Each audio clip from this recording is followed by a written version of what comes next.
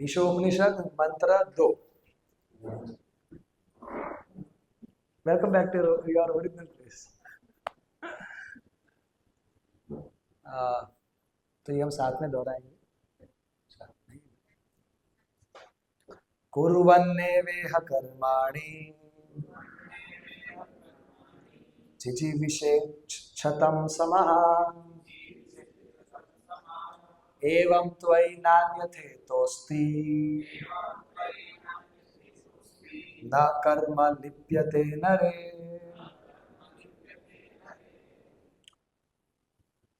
कुर्वन् एवेह कर्माणि मतलब कुर्वन् मतलब कार्य करना, एवं मतलब निश्चित ही, यह इस तरीके से कर्माणि मतलब कि इस तरीके से कार्य करते जाना। किस तरीके से? जैसा अभी हमने चर्चा किया, ईशावास्य सिद्धांत को समझते हुए, by acknowledging the Lord, by lovingly serving the Lord, by aligning with the Lord, by living in harmony with the Lord, with the ईश्वर। तो जिजीविषेत् सतम समहा, तो अगर कोई इस तरीके से कार्य करता है तो उसको जीते रहना चाहिए 100 साल तक, और भी आगे उसको जीते रहना चाहिए।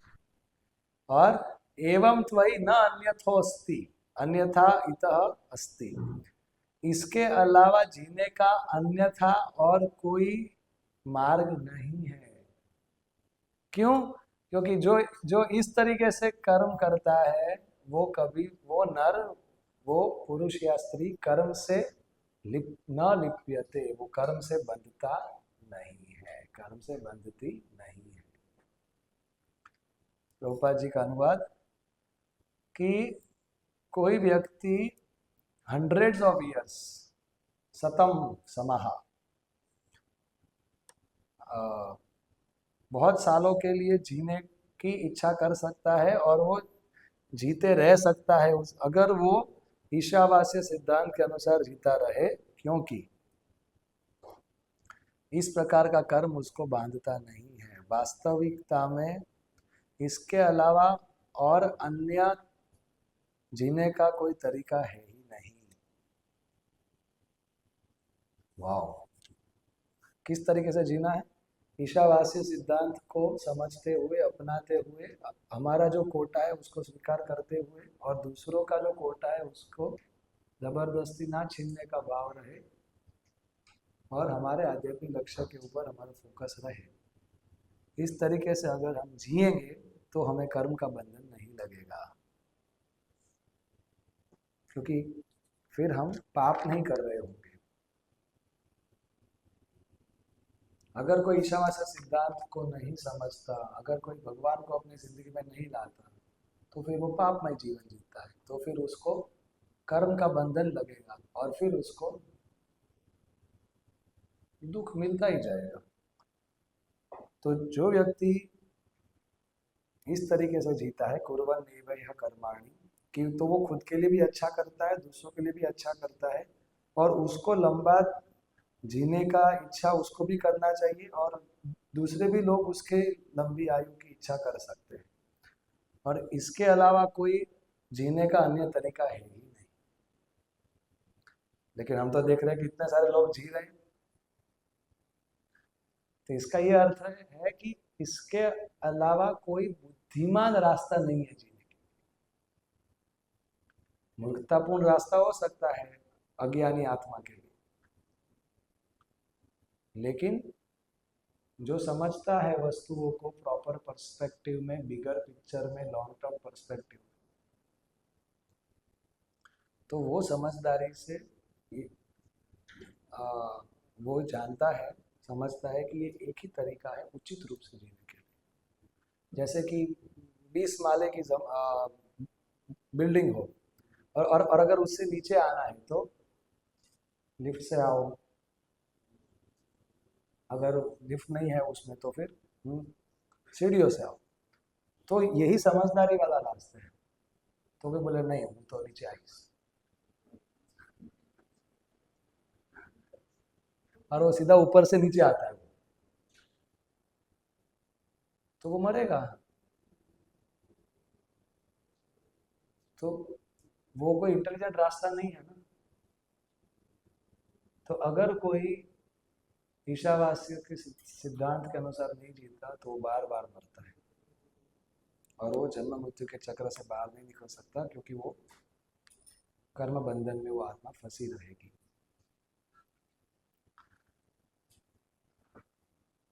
ओके।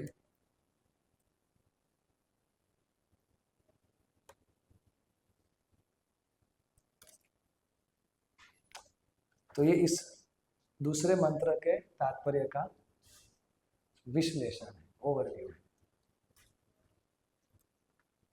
इसमें 6 पैराग्राफ है और इसमें 6 थीम्स है। पहला, प्रभुपाद जी यहां से शुरू करते हैं कि किसी को मरना नहीं है फिर भी उसकी मृत्यु क्यों होती है, क्योंकि वो आत्मा कर्म बंधन में फंसी है, इसीलिए उसकी मृत्यु होती है।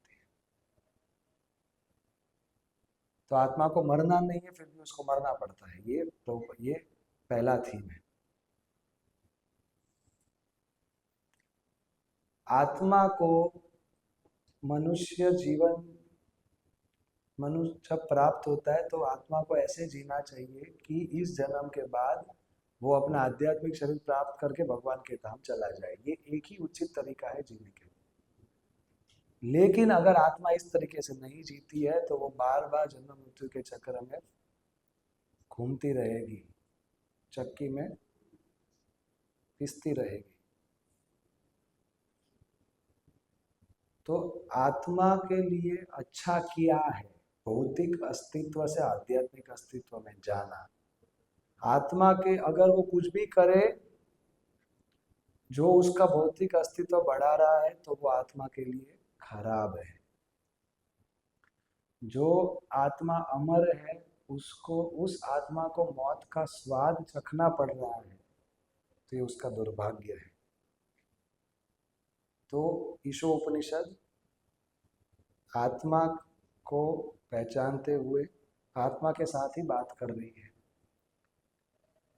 कि हे आत्मा, तुमको कैसे जीना चाहिए, तुम्हें अपने कल्याण के लिए जीना चाहिए।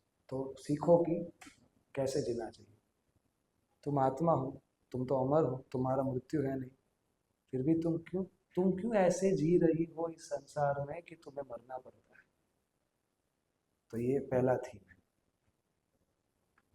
तो अब क्या करे आत्मा मनुष्य जन्म में कि ये इस कि वो उसको मृत्यु ना आए, वो जन्म मृत्यु के चक्र से बाहर निकल सके। उसके लिए उसको अकर्म करना है या भक्ति कर्म करना है, या तो भक्ति कर्म।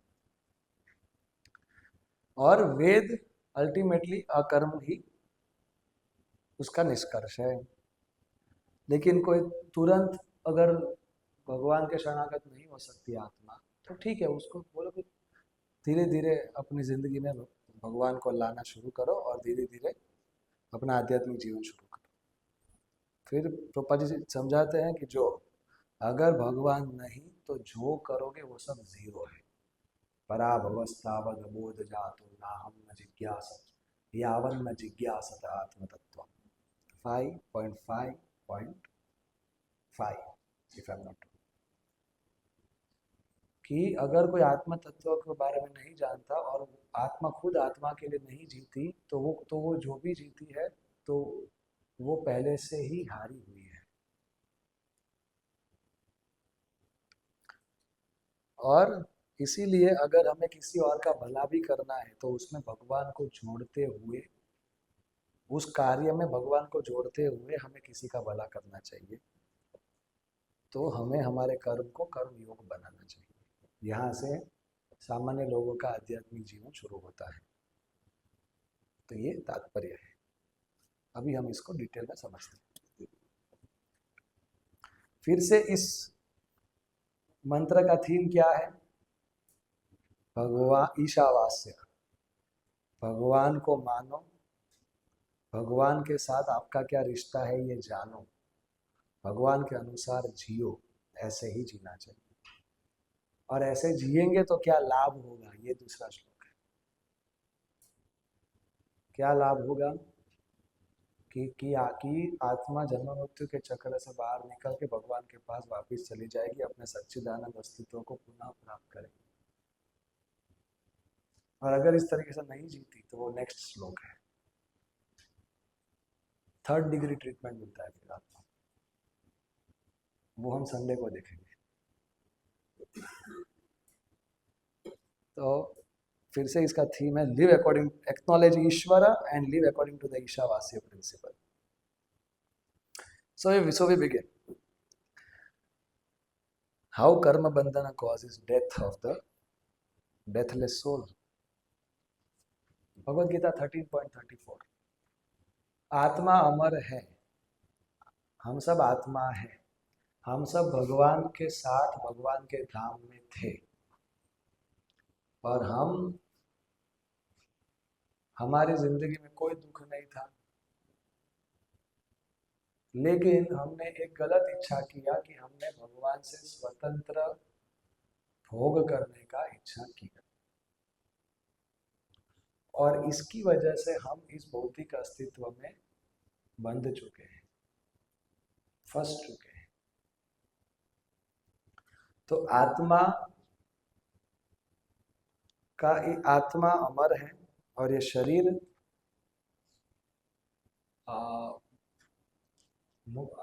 मृत है। आत्मा सत्य है, ये शरीर असत है। तो इन दोनों का कांटेक्ट कैसे होता है, तो ये इस श्लोक के अंदर बताया गया है। यथा प्रकाशयत्येकः कृत्स्नं लोकम इमं रविः क्षेत्रम क्षेत्री तथा कृत्स्नं प्रकाशयति Bharat.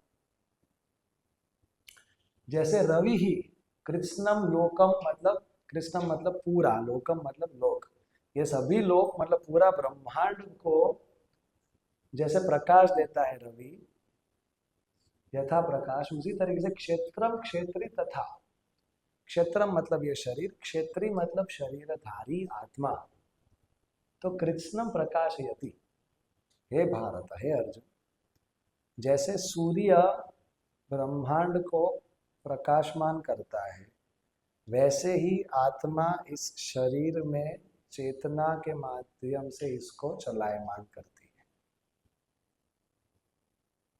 So this is how soul interacts with matter. और आत्मा का मृत्यु नहीं है, लेकिन क्योंकि आत्मा ने इस शरीर को स्वीकार किया है जिसका मृत्यु है, उसके साथ अपने आप को मिस आइडेंटिफाई किया है, अपने, उसको क्या बोलेंगे हिंदी में, अपनी गलत पहचान कर ली है शरीर के साथ कि मैं ये शरीर ही हूँ, और क्योंकि आत्मा को भोग करना है इस संसार में और उस भोग का माध्यम ये शरीर है, इसीलिए वो इस शरीर से आसक्त है, इसीलिए उसको शरीर का दुख भोगना पड़ता है, और सर्वोच्च दुख मृत्यु है, जो भी वो दुख आत्मा को देखना पड़ता है। तो इसका हम एक एग्जाम्पल से हम समझ सकते हैं। जैसे कि कोई पिक्चर देख रहा है थिएटर में, कहीं पे भी, और वो ऑडियंस में बैठा है और वो स्क्रीन पे विलन और हीरो का फाइटिंग हो रहा है। अब अचानक से विलन ने हीरो को ऐसा मारा कि विलन की हीरो का सिर में लगा और हीरो मर गया। तो ये सोच रहा है, यार पिक्चर में हीरो कैसे मर सकता है? अरे, और वो इतना दुखी हो गया हो, और his experience of a joyful movie turned into a horror movie। मतलब कि वो मूवी खुश होने के लिए देखने गया था और वहां से उसको नाइटमेयर मिला, उसको वहां पर हीरो ही मर गया। तो जो ऑडियंस में जो बैठा है वो आत्मा है, और वो स्क्रीन के अंदर जो कैरेक्टर है वो ये शरीर है। शरीर की पहचान, शरीर के रिश्ते, शरीर के आदान प्रदान, वो सब पिक्चर चल रहा है। और आत्मा ने अपने आप को वो शरीर के साथ पहचान कर लिया, इसीलिए ये शरीर से जुड़े हुए जो भी दुख आता है उसका अनुभव आत्मा करती है। जिस मात्रा में आत्मा शरीर से अपनी पहचान करती है, उस मात्रा में शरीर का दुख आत्मा को अनुभव करना पड़ता है।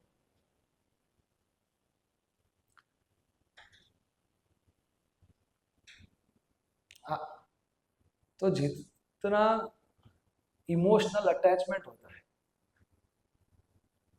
उतना ही फिर वो आत्मा दुखी होती रहेगी। तो कौन दुखी होता है, ये भी सवाल है। ये दुख कौन भोगता है? अब शरीर तो वैसे भी मृत है और आत्मा तो सच्चिदानंद है, आत्मा को कभी दुख हो ही नहीं सकता। तो ये दुख कौन भोगता है? जो आत्मा अपने आप को शरीर से गलत पहचान कर बैठी है और इसकी वजह से शरीर के साथ जो दुखमय परिस्थितियां हो रही है वो उसको अपने साथ होता हुआ मान बैठी है, तो वो मोहित आत्मा को दुख का अनुभव करना पड़ता है। Because of misidentification the soul suffers. अब वो हीरो उस पिक्चर के अंदर अलग अलग कार्य क्यों करता है? भोगने की इच्छा है इसलिए।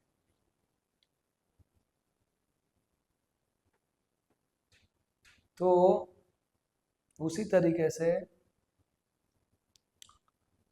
आत्मा आत्मा जब इस संसार में आती है तो उसको भोगने की इच्छा है, और भोगने की इच्छा की वजह से वो इस संसार में कर्म करती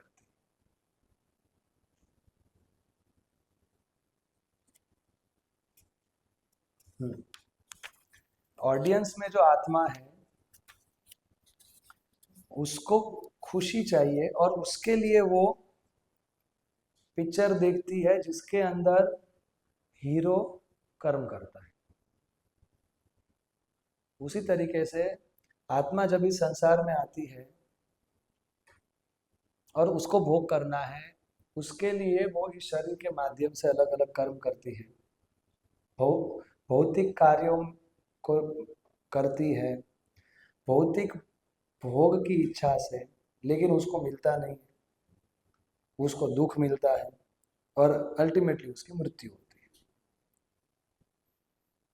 तो अमर आत्मा को मृत्यु का दुखद अनुभव करना पड़ता है क्योंकि उसके अंदर भोग इच्छा है। भोग भोग वासना की वजह से वो कर्म करती है और कर्म की वजह से उसको कर्म बंधन लगता है, जिसकी वजह से उसका जन्म मृत्यु का चक्र चालू रहता है। फिर से बोलता हूँ, आत्मा अमर है लेकिन उसको मृत्यु क्यों आती है? क्योंकि उसकी भोग इच्छा की वजह से वो कर्म करती है जिससे उसको कर्म बंधन लगता है, कर्म बंधन की वजह से उसको मृत्यु आती है और उसको बार बार जन्म मृत्यु के चक्र में घूमना पड़ता है। तो अब इसमें से बाहर कैसे निकलने का?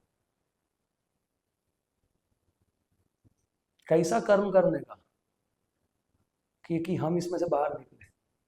हाँ, तो मनुष्य जीवन में ऐसा कर्म करने का कि जिससे कर्म बंधन ना लगे, हम कर्म बंधन से मुक्त हो। इसीलिए ईशावास्य सिद्धांत, उस तरीके से जिएंगे तो हम कर्म बंधन से मुक्त हो। तो शास्त्र तो मनुष्य जीवन मिलता है उच्च सत्यों के को समझने के लिए और उनको जीने के लिए। तमसो माँ ज्योतिर्गमा, असतो माँ सतगमय, मृत्योर्मा अमृतम गमय। मनुष्य जीवन में आत्मा समझ सकती है कि अंधकार क्या है, और मतलब कि अज्ञान का अंधकार कैसा होता है और ज्ञान का प्रकाश कैसा होता है, और टेम्पररी क्या है और इटर्नल क्या है, और ये भौतिक संसार मर्त्य लोक कैसा है, और वैकुंठ जगत और डेथलेसनेस कैसा होता है, ये आत्मा समझ सकती है मनुष्य जीवन। और इसीलिए उसको कैसे कर्म करने चाहिए, तो शास्त्रों में 3 प्रकार के कर्म बताए गए। अब जब हम कर्म शब्द का प्रयोग करते हैं तो कर्म शब्द के 4 प्रकार के अर्थ होते हैं। पहला, कर्म मतलब कोई भी क्रिया को हम कर्म बोल सकते हैं। जैसे यहाँ पे कर्म, विकर्म, अकर्म। अच्छा कर्म को कर्म या सुकर्म बोलो, बुरे कर्म को विकर्म बोलो। तो कर्म का एक अर्थ होता है कोई भी क्रिया, कोई भी कार्य। दूसरा कर्म का मतलब होता है, मतलब पहला कर्म का अर्थ है एक्शन, दूसरे कर्म का अर्थ है रिएक्शन। कि हम बोलते हैं ना कि ये तो तुम्हारा ये तो तुम्हारा, तुमको कर्म मिला, मतलब कि कर्म फल मिला। तो और तीसरा कर्म शब्द का मतलब होता है ये सिस्टम ऑफ एक्शन रिएक्शन, कर्म का सिद्धांत। तो जब हम बोलते हैं ना कि ये कर्म बहुत कठिन है समझना, मतलब कि कर्म का सिस्टम, ये एक्शन रिएक्शन का ये सिस्टम बहुत कठिन है। और चौथा कर्म का मतलब होता है जेनेरिक, जो हम अभी प्रयोग कर रहे हैं कि 3 प्रकार के कर्म, generic use of the word कर्म। तो इस अलग अलग तरीके से हम कर्म शब्द का प्रयोग कर सकते हैं। तो 3 प्रकार के कर्म है, कर्म, विकर्म, अकर्म। कर्म मतलब जो हमको इस भौतिक अस्तित्व में अच्छा भौतिक परिस्थिति देगा, जो शास्त्रों के अनुसार, धर्म के अनुसार जो निर्धारित है कर्म, उसको सुकर्म या तो कर्म बोलते हैं। जो शास्त्र में बताया है कि नहीं करना है, उसकी वजह से आत्मा का दुर्गति होगा, उसको नीचे के लोक में, नीचे की योनियों में उसको जन्म लेना पड़ेगा, वैसे कर्मों को विकर्म बोला जाता है।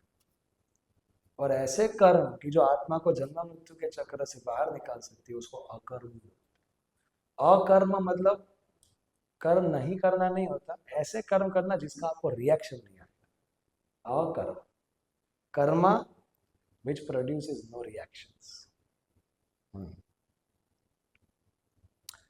सो अकर्म क्या है? अकर्म मतलब जैसे कि अगर कोई सिपाही होता है किसी देश का, तो वो देश के लिए सरहद पे किसी दुश्मन को गोली मार दे तो उसको मेडल मिलता है, उसका प्रमोशन होता है। और वही सिपाही अपने घर पे जाके अपने पड़ोसी को गोली मार दे तो उसको फांसी होती है। तो तो मतलब पहले में उसका सदगति हुआ, सदगति तो नहीं बोलेंगे, प्रमोशन हुआ, उच्च गति हुआ, क्योंकि उसने देश के लिए गोली, खुद के लिए गोली नहीं। तो अकर्म मतलब कि जब हम भगवान के लिए कार्य करें, भगवान की प्रसन्नता के लिए, भगवान की योजना को समझते हुए, भगवान के बड़े प्लान में हमारा छोटा हिस्सा को समझते हुए हम अपना बेस्ट दे, उसको अकर्म बोलते हैं। कर्म हमें बांधता है, अकर्म हमें मुक्त करता है। भगवद गीता 3.9, यज्ञार्थे कर्मणो अन्यत्र लोकोयम कर्म बंधन। भगवान विष्णु के लिए हम कोई कर्म करते, वो कर्म होता है जो हमें मुक्त करता है। खुद के लिए अगर हम कोई कर्म, और उसके अलावा हम किसी के लिए भी कर्म करें, यज्ञार्थे, यज्ञ मतलब भगवान विष्णु का नाम, यज्ञार्थे कर्मणो अन्यत्र लोकोयम कर्म बंधन।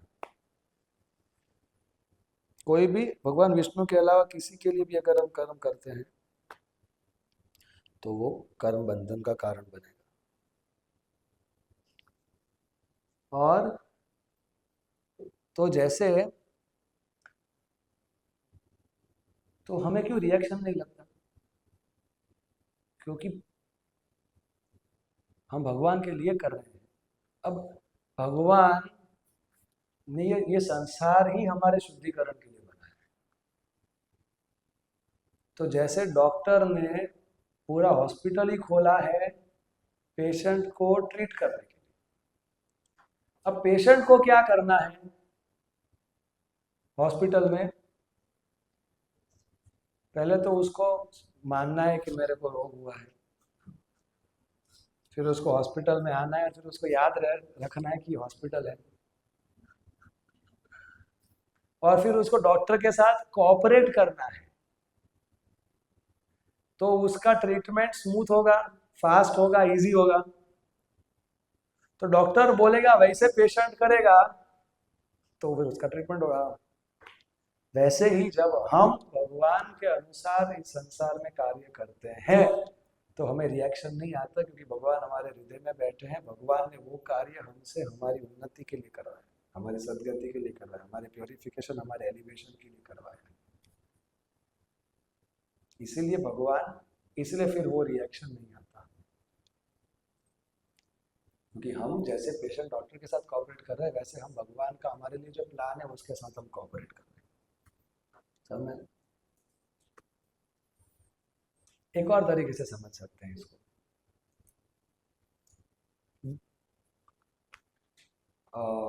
उसने, सिपाही ने सरहद पे गोली चलाई, तो हारेगा या जीतेगा कौन? देश। अगर युद्ध जीता तो किसकी वाहवाह होगी?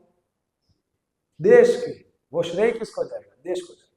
उसको भी जाएगा, उसको भी मिलेगा मेडल, परमवीर चक्र मिलेगा उसको, लेकिन वो देश के लिए कर रहा है तो हार भी देश की, जीत भी देश की। उसी तरीके से जब हम भगवान के लिए कार्य करते हैं तब हम करता नहीं है, हम अपने लिए थोड़ी कर रहे हैं, तो फिर रिएक्शन हमको क्यों आएगा? Because we are not the cause of action, therefore reaction cannot come to us. Okay, अभी ये पूरा लेक्चर हमको आत्मा के लेवल पे ही रहना है। हाँ, आत्मा के लेवल से नीचे नहीं आना, वरना इस लेक्चर को नहीं समझ पाए। आप सब आत्मा के लेवल पे ही है ना? हाँ, उधर ही रहो। लेक्चर के बाद वापस आ जाना अगर आना पड़े तो। प्रभुपाद जी लिखते हैं तात्पर्य में, किसकी सच बताऊं, किसी को भगवान के भक्ति के अलावा कुछ करना ही नहीं चाहिए। इसलिए बोल रहा था ये आने से पहले आत्मा के लेवल पे रहना है।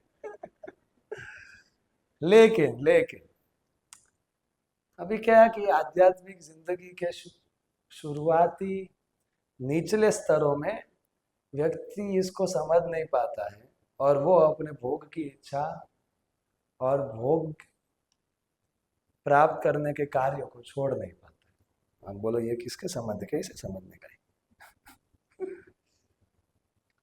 तो एक कॉलेज में मैं क्लास दे रहा था, एब्सोल्यूट नेसेसिटी ऑफ स्पिरिचुअलिटी। तो उसमें यूथ ने मेरे को सवाल किया कि ये क्या भक्ति करना चाहिए, मतलब कि क्या आध्यात्मिक जीवन जरूरी है? हाँ, मैं भी मानता हूँ कि थोड़ा बहुत तो धर्म वर्म करना चाहिए, थोड़ा बहुत तो भक्ति करना चाहिए, वो भी जरूरी है, समाज में सुख शांति के लिए जरूरी है। तो मतलब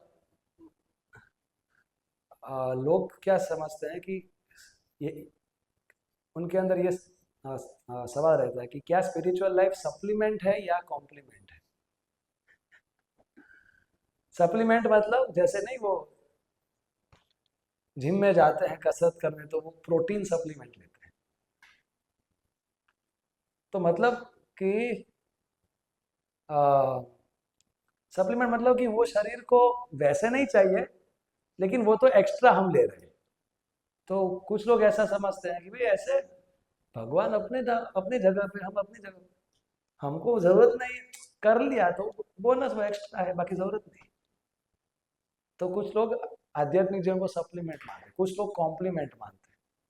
नहीं ठीक है, भौतिक जीवन और आध्यात्मिक जीवन दोनों जरूरी है, लाइफ ऑन टू व्हील्स। भौतिक जीवन तो जरूरी है ही, लेकिन आध्यात्मिक जीवन भी जरूरी है, हम मानते हैं। तो क्या आध्यात्मिक जीवन सप्लीमेंट है या कॉम्प्लीमेंट है? शास्त्र बताता है कि ये दोनों नहीं है। आध्यात्मिक जीवन भौतिक जीवन का रिप्लेसमेंट है।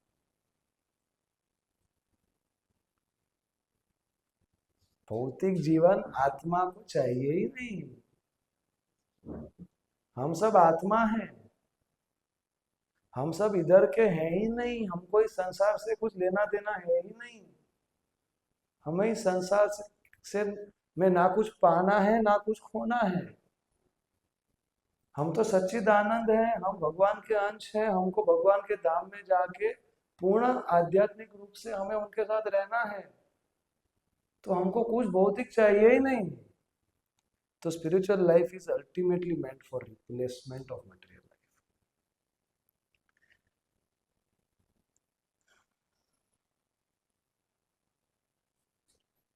तो जब ये समझ में आता है तब ये इच्छा आता है।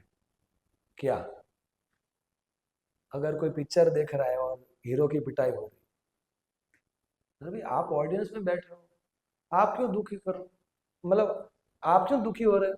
आप खड़े होकर निकल जाओ, आप पिक्चर देखने की इच्छा छोड़ दो।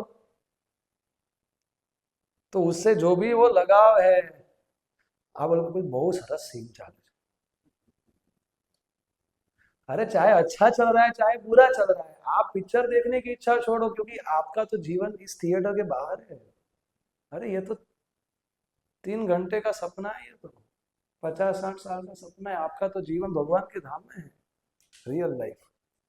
तो जैसे ही ये हम पिक्चर ना देखने की इच्छा करते हैं, वैसे ही हम इस संसार के हर सुख और दुख से मुक्त हो जाते हैं तुरंत। और फिर हम अकर्म में लग जाते हैं। अब प्रभुपाद जी आगे समझा रहे हैं कि शास्त्र अल्टीमेटली हमें अकर्म की ओर लेके जाता है। भले शास्त्र में कर्म दिया है, तो ये हमने कल चर्चा किया था, कर्म कांड, ज्ञान कांड, उपासना कांड या भक्ति, कि आत्मा को केवल भक्ति ही करना है। लेकिन अब कोई एलकेजी यूकेजी के बच्चे को हम पीएचडी का थोड़ी पढ़ाएंगे। तो ये समझ कि मैं आत्मा हूँ, मैं कृष्ण का दास, कृष्ण की दासी हूँ, मेरे को कृष्ण भक्ति के अलावा और कुछ नहीं करना है, ये पीएचडी है। अभी संसार के लोग, अब वो पहली बार मंदिर आया और उसको हमने बोला सुख करो सो, तुम क्या कर रहे हो, सब वेस्ट। धर्म स्वानुष्ठिता पुंसम विश्वक्सेन कथा सूय न उत्पादयेत रतिम यदि श्रम एव हि केवलम, everything is a waste of time. छोड़ो बाबू, तो वो आपको भी छोड़ देगा, आपकी संस्था को भी छोड़ देगा और आपके भगवान को भी छोड़ देगा। तो उसको बोला जाता है ठीक है, थोड़ा लाओ भगवान को, लाओ अपनी जिंदगी, थोड़ा अपनी जिंदगी में भगवान को जोड़ो। भक्ति मतलब कुछ छोड़ना नहीं है, कृष्ण को जोड़ना है। जोड़ाओ इसको। और फिर धीरे धीरे उसको ज्ञान देते देते फिर उसको भक्ति तक ऊपर उठाना है। तो शास्त्र अल्टीमेटली उसका निष्कर्ष है कि आप अकर्म करो, भक्ति करो। तो इसीलिए शुरुआत होता है कर्मकांड से। एक सर्कल है धर्म का, एक सर्कल है इंद्रिय तृप्ति का। उसको इंद्रिय तृप्ति करना है, हम उसकी जिंदगी में धर्म ला रहे हैं। तो जहाँ पे धर्म और इंद्रिय तृप्ति इंटरसेक्ट करता है, वो इंटरसेक्शन वाला पोर्शन को धार्मिक इंद्रिय तृप्ति बोलते हैं। दैट इज धर्म अर्थ काम, दैट इज कर्मकांड। उस तरीके से हम भगवान को उसके लाइफ में एंट्री देते हैं। और बहुत सारे लोगों को के अंदर ये भाव रहता है, क्या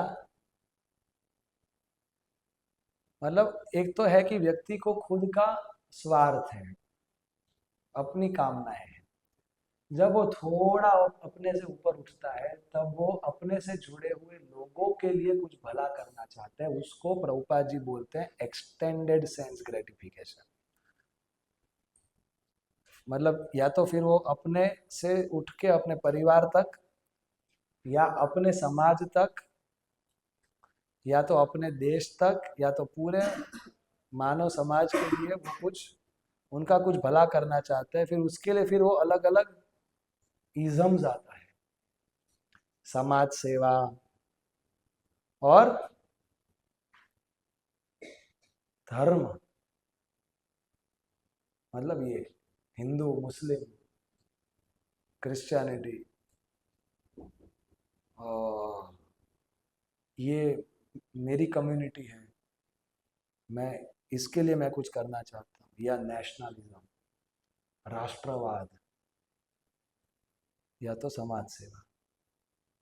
अब क्या लिख रहे हैं प्रभुपाद, आत्मा के लेवल पे पढ़ते हैं। These isms are certainly very attractive forms of कर्म बंधन। ये किसी को पढ़वा दे हम, ये सब जो, ये बहुत आकर्षक रूप है कर्म बंधन का। लेकिन हमारा श्री ईशोपनिषद हमें इन सब इजम्स से परे उठ के भगवान को केंद्र में रखना सिखा रहा है। हम बोले प्रभु जी क्या राष्ट्रवाद बुरा है? नहीं, भौतिक दृष्टिकोण से अच्छा है, लेकिन आत्मा के लिए बुरा है, क्योंकि वो उसको फिर से उस राष्ट्र में जन्म दिलाएगा। तो आत्मा का जब तक जन्म मृत्यु का चक्र चालू रहेगा, वो उसके लिए बुरा है, वो कर्म बंधन है। समझ में आ रहा है? और समझाता हूँ अच्छे से समझाएगा। सो अल्ट्रुइज्म मतलब यही, extended sense gratification plus God. That तो प्रभुपाद जी फिर आगे आगे समझा रहे हैं तात्पर्य में क्या, ये भी हम पढ़ लेते। चलो, देयर इज नो हार्म, कर सकते हो, परिवार का सेवा करो, समाज का सेवा करो, अपने ज्ञाति का सेवा करो, देश का सेवा करो, बस ईशावास्य सिद्धांत के साथ। मतलब क्या, भगवान को जोड़ो और उसको आध्यात्मिक बनाओ। मतलब क्या, समझाता हूं। Spiritualise all isms, spiritualise अपराधर्म।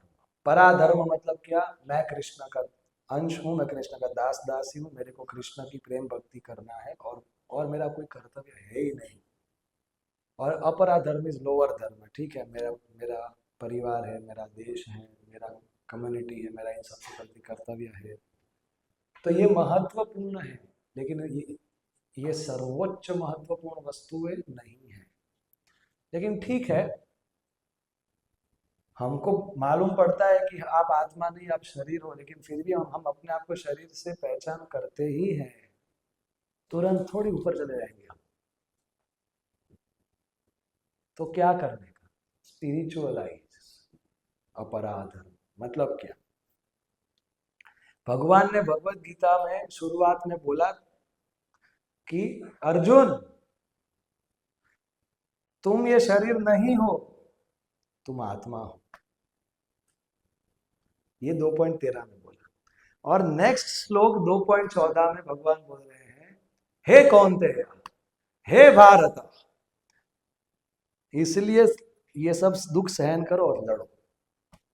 अरे पहले के श्लोक में तो बोला शरीर नहीं आत्मा हो, और दूसरे श्लोक में दो उपाधि दिया जो एकदम उसका बॉडीली आइडेंटिफिकेशन है, शरीर की पहचान है। तो कोई पूछ सकता है भगवान कॉन्ट्राडिक्ट कर रहे हैं क्या अपने आप को? तो ये भगवान का टेक्निक है, ये स्पिरिचुअलाइज अपराध।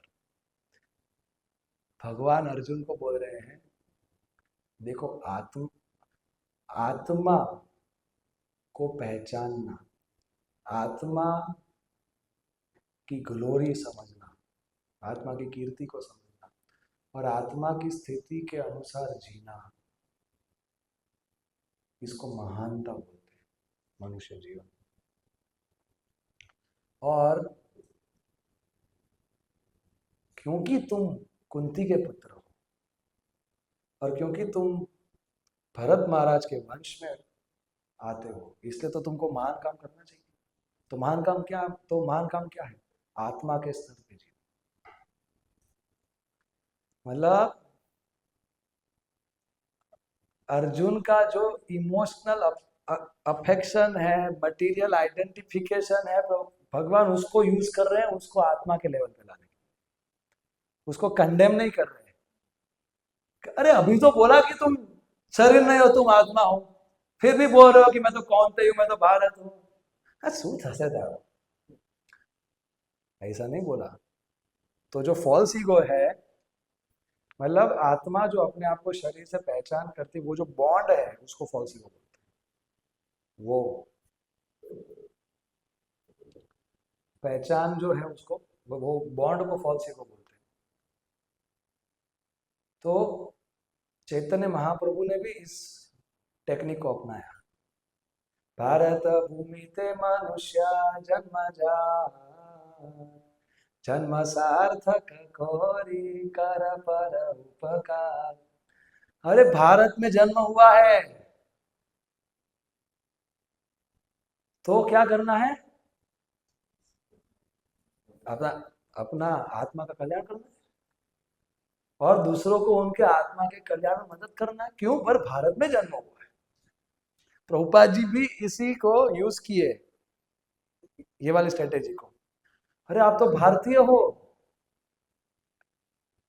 तो अरे भगवान आपके हैं, अरे गीता आपकी है, वेद आपके हैं, भागवत आपकी है, संस्कृति आपकी है, लेके चलो इस संस्कृति को पूरे विश्व में, अपना जन्म सार्थक करो और परोपकार करो। और जब यही प्रभुपाद जी अमेरिका गए, अरे आप अमेरिकन हो, अमेरिकन महान महान कार्य करते, बड़े बड़े कार्य करते, अगर आप कृष्ण के लिए बड़ा कार्य नहीं कर सके तो क्या अमेरिकन हो? अगर सचमुच अमेरिकन हो तो कृष्ण के लिए कुछ बड़ा करके दिखाओ। स्पिरिचुअलाइज अपराध। हम एक बार बुक डिस्ट्रीब्यूशन में गए थे, तो हमारे दो रमूजी ब्रह्मचारी थे, अपने आनंद में मशगूल रहने वाले लोग, ब्लिसफुल लोग। तो वो किताब वितरण कर रहे थे, तो एक घर पे गए तो उन्होंने पूछा कि क्यों हम किताब लें? बोले कि आज का दिन शुभ है। आज कौन सा दिन है जी? आज सोमवार है। क्या रीजन नहीं है? तो बोले हाँ अच्छा सोमवार लाओ। कुछ भी करके आप उस स्पिरिचुअलाइज पर आ जाओ। सो एक बार एक प्रचारक, मतलब बुक डिस्ट्रीब्यूटर रास्ते पे बुक डिस्ट्रीब्यूशन कर रहे थे, तो एक ने बोला कि मैं भगवान में नहीं मानता। अरे इसलिए तो आपको लेना चाहिए, ये आपने पढ़ा नहीं है इसलिए आप नहीं मानते। फिर दूसरा व्यक्ति आया, वो भगवत गीता नहीं ले रहा था, तो उसको पूछा आप भगवान मानते हो? तो आपको लेना ही चाहिए। मतलब उसको, उसका जिधर इमोशनल अफेक्शन है, जिधर उसका अटैचमेंट है, उसको यूज करके उसको भक्ति दो, उसको आत्मा के लेवल पे लाओ। स्पिरिचुअलाइज अपराधर्म। So don't pinch the false ego, हैं। अरे भारतीय हम हैं, दरिद्र देश, इतना गंदा देश, इतना पॉल्यूशन है, अपने ही कल्चर को खो रहे हो। ये लोग गीता लोग पढ़ो। अब सब लोग इमोशनली अटैच होते हैं, तो उसको चुगली नहीं करना है, उसके उस आत्मा के मिथ्या अहंकार को ना, उसको मसाज करना। अरे भारतीय ब्राह्मण છો તમે તો શું જરૂર તમે? ब्राह्मण છો तो लेवी જ પડે ને. ब्राह्मण નથી तो તમારે लेवी જ પડે, क्योंकि आपको ब्राह्मण बनना है. So don't don't massage so much कि भाई बहुत उसका बड़ा बड़ा बोलो, या उसको मतलब उसका जिधर भी अफेक्शन है, अटैचमेंट है, उसको यूज करके उसको धार्मिक फोल्ड में लाओ. भाई respectable, responsible, spiritually aligned, God centred life जीना सीखो. This is how we. और इसमें प्रभुपाद जी वॉज एक्सपर्ट. प्रभुपाद जी का एक हिंदी लेक्चर है. प्रभुपाद जी गए थे, उसको क्या बोलते हैं, जिम खाने को. तो प्रभुपाद जी गए और वहाँ पे सभी लोग अपना बॉडी बिल्डिंग कर रहे थे उधर जिम में. तो प्रभुपाद जी का उधर उन्होंने क्लास रखा. तो तो उधर उनके आइडल थे हनुमान जी, कि हमको भी हनुमान जी जैसा हमको बॉडी बना. तो प्रभुपाद जी बोले देखो, हम लोग ब्राह्मण है, आप लोग क्षत्रिय. दोनों दोनों अगर इकट्ठा होते हैं तो बहुत अच्छे से हम भगवान का सेवा कर सकते हैं. और आपके तो आइडल कौन है, हनुमान जी. तो हनुमान जी ने अपने शक्ति का प्रयोग किया भगवान राम के लिए महान कार्य करने. तो आप एकदम बॉडी बनाओ, और जब आप ऐसे पुशअप करो और जब आप कसरत करो तो बोलो राम राम राम राम. और अच्छे से अपना बॉडी बनाओ, और फिर उसके बाद हनुमान जी की तरह, जो आपके आइडल है हनुमान जी, हमारे भी गुरु हैं प्रॉपर. तो फिर आपको हनुमान जी की तरह भगवान राम के लिए बड़ी बड़ी सेवाएं करो. बोले हाँ सब खुश हो गए, करेंगे करेंगे, जय श्री राम जय श्री राम. सो स्पिरिचुअलाइज अपराधम.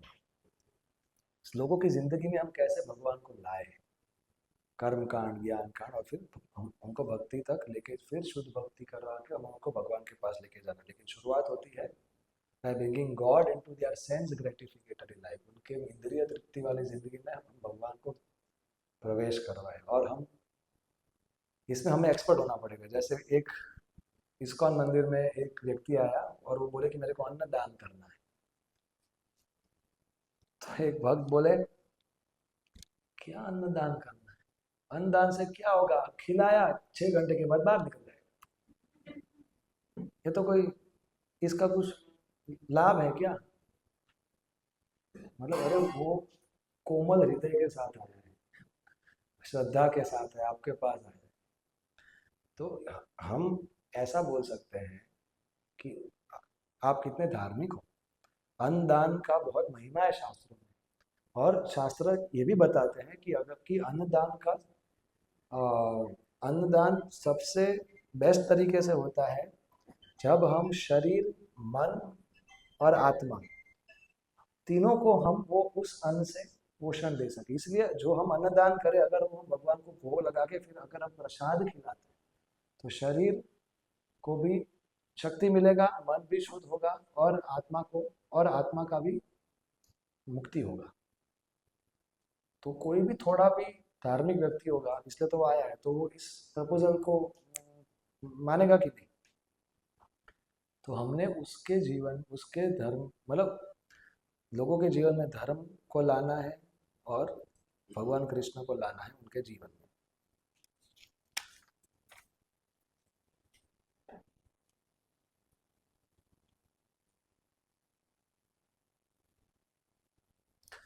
तो ये कैसे काम करता है,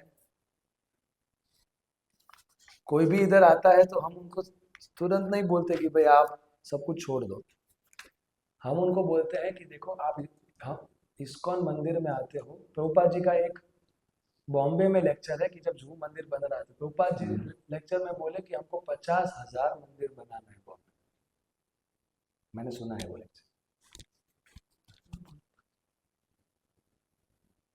शुद्ध भक्त बोल रहे, प्रभुपाद बोल रहे, तो होगा, लेकिन कैसे? फिर प्रभुपाद जी बोले हम इधर मंदिर क्यों बना रहे हैं कि आप सब इधर आओ और आप सीखो कि आप आपके घर को कैसे मंदिर बनाओ। Okay okay.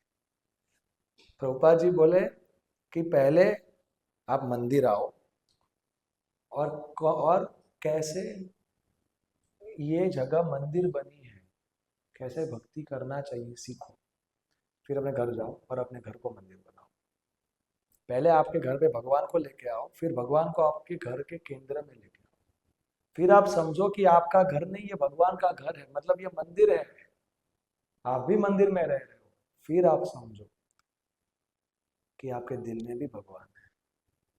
तो आप आपके दिल को, आप आपके मन को मंदिर बनाओ, और वो जिंदगी का लक्ष्य है कि आपको अंत समय में आपको भगवान का स्मरण।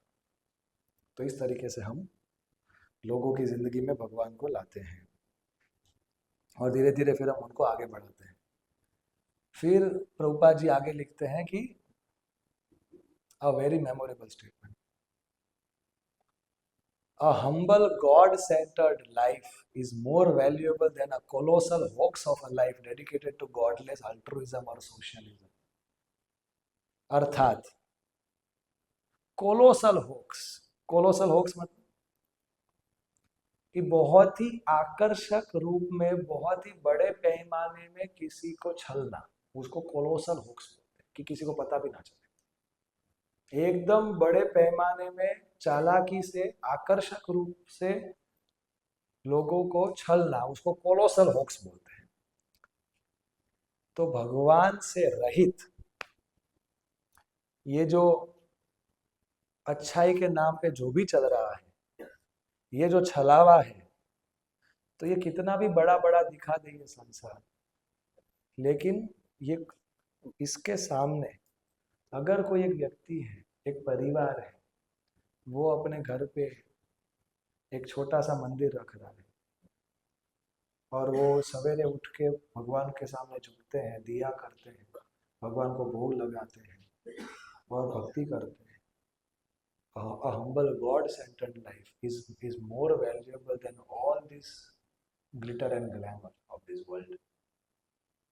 इवन जो अच्छाई के नाम पे चल रहा है वो भी छलावा है। क्यों? लोग बोलते हैं कि प्रभुपाद जी यहाँ पे बता रहे without God everything is when. भगवान को अगर आप निकालते हो तो सब कुछ व्यर्थ है। तो इस संसार के अंदर बहुत सारे लोग ऐसा बोलते हैं कि cannot we become good without God. क्या हम भगवान, मतलब अच्छा बनने के लिए भगवान को क्यों लाना है? बहुत इस संसार में इतने सारे लोग अच्छे हैं, जरूरी नहीं है कि सब भगवान में मानते। तो ये प्रश्न पूछा Prabhupada ji, cannot we become good without God. तो प्रभुपाद जी ने सामने सवाल किया, कौन तय करेगा कि अच्छाई क्या है? आप बोल रहे हो कि क्या भगवान के बगैर आप अच्छा नहीं बन सकते, तो कौन तय करेगा कि अच्छा क्या है और बुरा क्या है? जो आत्मा को जन्म मृत्यु के चक्र से बाहर निकाल रहे वो ही अच्छा है, और जो आत्मा को जन्म मृत्यु के चक्र से बांध रहा है वो आत्मा के लिए बुरा है, फिर भले बाहर से वो अच्छा दिख रहा हो। सो पहले हमें समझना पड़ेगा कि भाई आत्मा के लिए अच्छा क्या है, बुरा क्या है, फिर तो हम आत्मा का सेवा कर पाएंगे। वरना सेवा के नाम पे क्या हम उसका नुकसान कर रहे हैं, ये भी सवाल है। तो प्रभुपाद जी समझा रहे हैं कि नेहा विक्रम नासो अस्ति प्रत्यवान विद्यते स्वल्पमप्यस्य धर्मस्य त्रायते महत्वया 2.40। अरे भगवान को लाओ जिंदगी में, थोड़ा बहुत भी कर लिया बेड़ा पार हो जाएगा। और फॉर एग्जाम्पल अजामिल, अजामिल ने अपनी जिंदगी के शुरुआत में थोड़ा भक्ति किया, उससे वो महान भय से मुक्त हुआ वो तो वैकुंठ गया। तो हम अगर कोई थोड़ा भी अगर भगवान को अपनी जिंदगी में लाता है तो उसका नेक्स्ट मनुष्य जीवन गारंटीड है, प्रभुपाद लिख रहे हैं।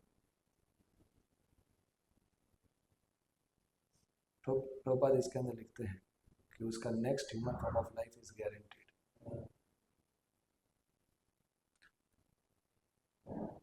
देखो, नहीं,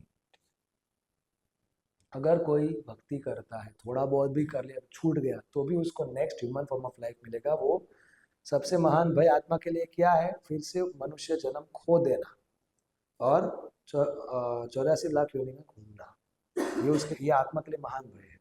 तो थोड़ा भी भक्ति उसका नेक्स्ट मनुष्य जीवन गारंटी करता है और वो उसको ये महान भय से बचाता है।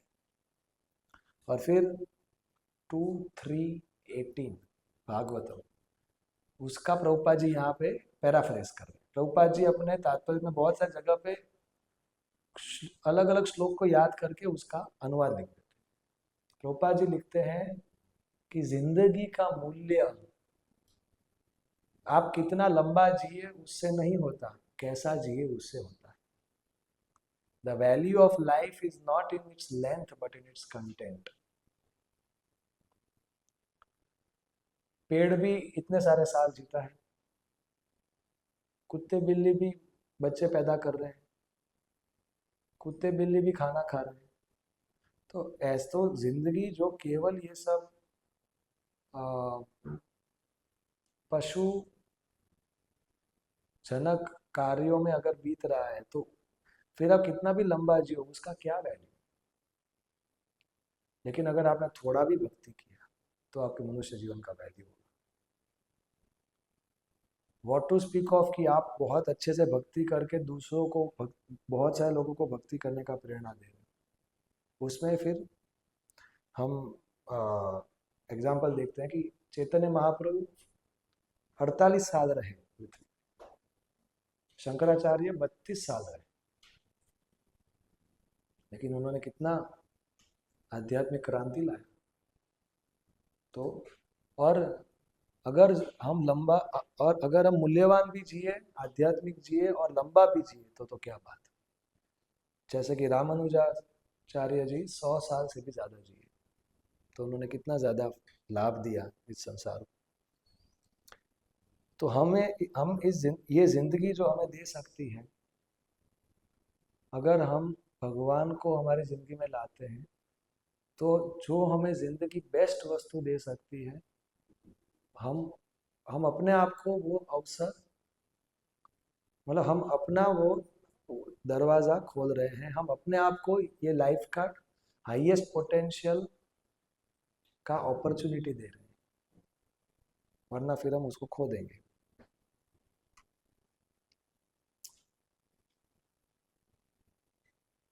और हम जितना भी भक्ति करेंगे फिर वो हमारे साथ रहेगा ही। देखो लिख रहा है ना Prabhupada, they will guarantee him a human form in his next. और ये भगवत गीता 6.37 से 6.45 है कि अगर इस जीवन में थोड़ा भगवान की भक्ति किया और फिर छूट भी गया तो भी फिर नेक्स्ट जन्म मनुष्य जीवन मिलेगा और फिर यही से शुरू होगा। मतलब प्रभुपाद जी बोल रहे हैं कि क्या नुकसान है आपकी जिंदगी में भगवान लाने से।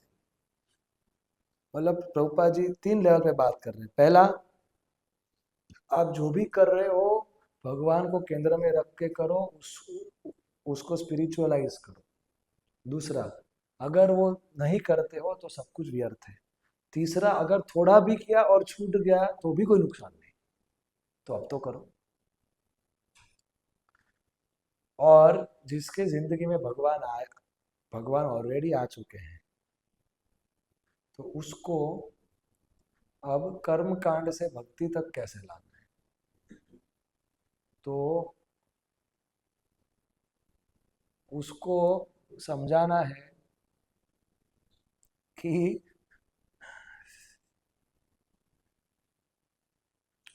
लोग भगवान को अपनी जिंदगी में क्यों लाते हैं, क्योंकि वो चाहते हैं कि वो इस संसार में अपनी लीलाएं करे और भगवान उस संसार से इस संसार में आए ताकि वो इस संसार ताकि व्यक्ति इस संसार में अच्छे से लीला कर सके।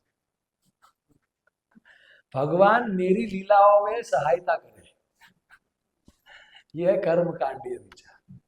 और लेकिन फिर धीरे धीरे उसको भगवान का माधुरी का अनुभव होता है। जब वो भगवान के साथ रिश्ता निभाते हुए जब वो भगवान की मधुरता का अनुभव करता है, तो भगवान इतना भगवान की भक्ति में इतना शक्ति है कि, और भगवान का ये एक्सपर्टीज है कि भगवान हमारी जिंदगी में एक पतली क्रैक से प्रवेश करते हैं और फिर हमारी पूरी जिंदगी में वो कब्जा जमा लेते हैं। Means Krishna enters through a tiny crack in our life and then he conquers our whole life.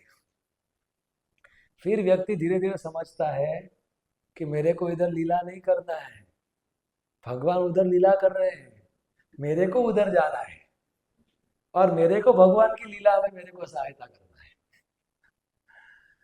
तो दिस इज भक्ति। और ये धार्मिक जीवन का ओरिजिनल गोल है कि हमें इस संसार से उस संसार में लेके जाना। और इसकी शुरुआत होती है ईशावास्य सिद्धांत को हम जीना शुरू करें और इसको जीते जीते हम भगवान को प्रेम करना सीखें, उनकी प्रेममय सेवा करना सीखें, जिससे हम प्योरीफाई हो, एलिवेट हो और हम भगवान के पास वापस जाए। Hare Krishna. Okay, any questions?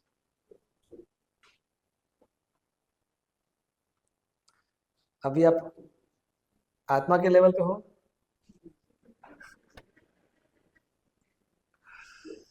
ठीक है, समझ में आ गया? ठीक है, अभी आप सब बैठे रहिए। हाँ, आप लोग अपना बैग पैक कर सकते हो। अभी आपके व्हाट्सएप ग्रुप में एक पोल आएगा, मुझे किसी का फोन दो जिसमें जो हमारे व्हाट्सएप ग्रुप में भक्ति शास्त्री वाले, एक पोल आएगा आपके व्हाट्सएप ग्रुप में। हाँ हाँ, आप ही डाल दो जो मैं बोल रहा हूँ, कि आपको हमारे भक्ति शास्त्री का स्पीड कैसा लग रहा है। क्या वो स्लो है